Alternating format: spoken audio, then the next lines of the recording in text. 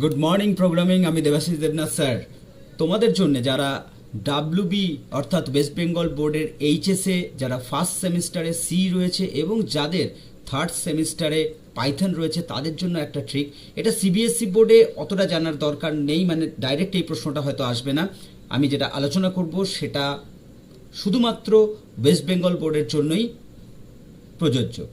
অর্থাৎ একটা নাম্বার, তার নাম্বার থেকে আমি লাস্টের কোনো একটা সংখ্যা অর্থাৎ ইউনিট পজিশন অর্থাৎ একক স্থানের সংখ্যাটা আমি কি করে বার করব, বা লাস্টের দুটো সংখ্যা কি করে বার করব, এরকম একটা অবজেক্টিভ আসলেও আসতে পারে।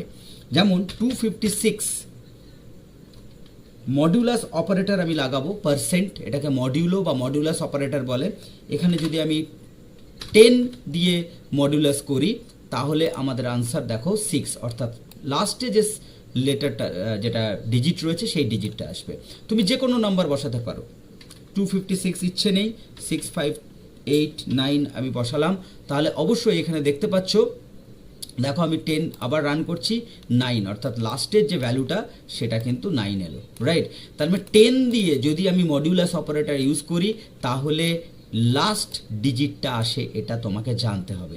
এটা যে কোনো প্রোগ্রামিং ল্যাঙ্গুয়েজে খুব ইম্পর্টেন্ট, কিন্তু শর্ট কোয়েশ্চেন হিসেবে যেহেতু আমরা এইচএসের বিভিন্ন কোয়েশ্চেন পেপার নিয়ে সম্ভাব্য কোয়েশ্চেন নিয়ে আলোচনা করছি, সেক্ষেত্রে এটা খুব গুরুত্বপূর্ণ, এটা আসতে পারে।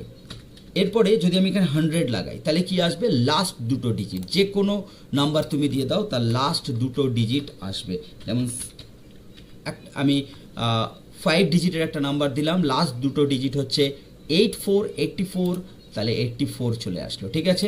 এবার তুমি ধরো লাস্ট তিনটে ডিজিট আনতে চাইছো, তাহলে মডিউলাস অপারেটর 1000, অ্যাকচুয়ালি এটা রিমাইন্ডারটা আসে 1584, রাইট? এসছে।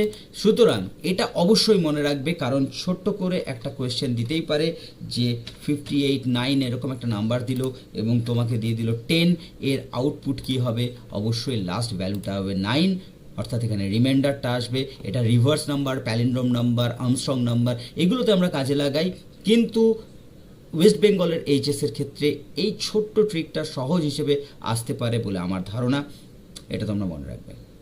কম্পিউটারের বিভিন্ন এক্সামের কোয়েশ্চেন নিয়ে আলোচনা করতে অবশ্যই আমাদের সাথে সংযোগ রেখো।